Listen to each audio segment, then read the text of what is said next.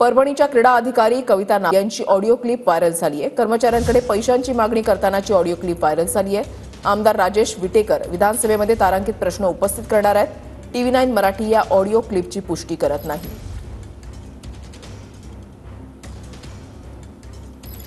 आता मॅडम आम्ही तरी कसा विश्वास ठेवायचा मला सांगा। आता बसी सर बाहेर आले, माझं 1,80,000 स्वतःचं बिल होतं। जिल्हा आपल्या मागच्या वर्षीच्या स्पर्धा घेतल्या, त्यांनी मला सांगितलं की मॅडम 1,00,000 रुपये सांगतायत, 80,000 रुपये मॅडमला, 20,000 रुपये रमेशला द्यायचे।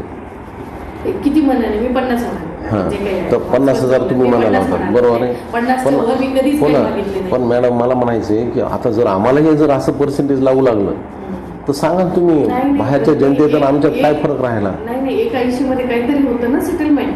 काहीच नाही सेटलमेंट, काहीतरी होतं। त्यांनी मग माझी सही घेताना मला कमिटमेंट केली होती, मला सरच कमिटमेंट केली, मॅडम ह्याच्यावर सही करा, मी एवढं देतो। मी कोण बोललो होतं? बस सर। मला वाटलं ते सगळं हे करून तुम्ही बोला, त्याच्यानंतर सही केल्यानंतर तर ते काहीच बोलले नाही। अहो, ह्याच्या आधी कोणत्याही DSOनं समजा जिल्हा म्हणजे ह्या स्पर्धेमधून कधीच पैसे नाही घेतले।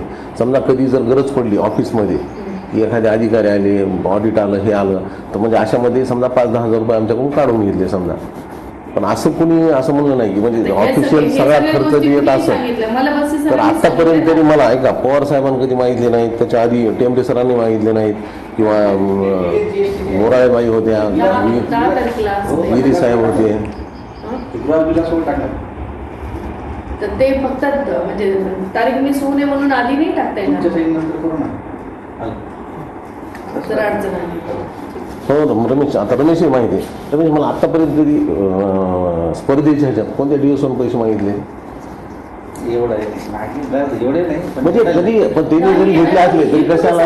मला ह्यांनी सांगितलं, मला बसी सरांनी सांगितलं ह्याच्यावर सही करा। मला काय सांगितलं बसी सर? मला तिकडे बाहेर मागे काय नाही, मला सांग, 80,000 रुपये सांगितले का नाही मला बसी सर?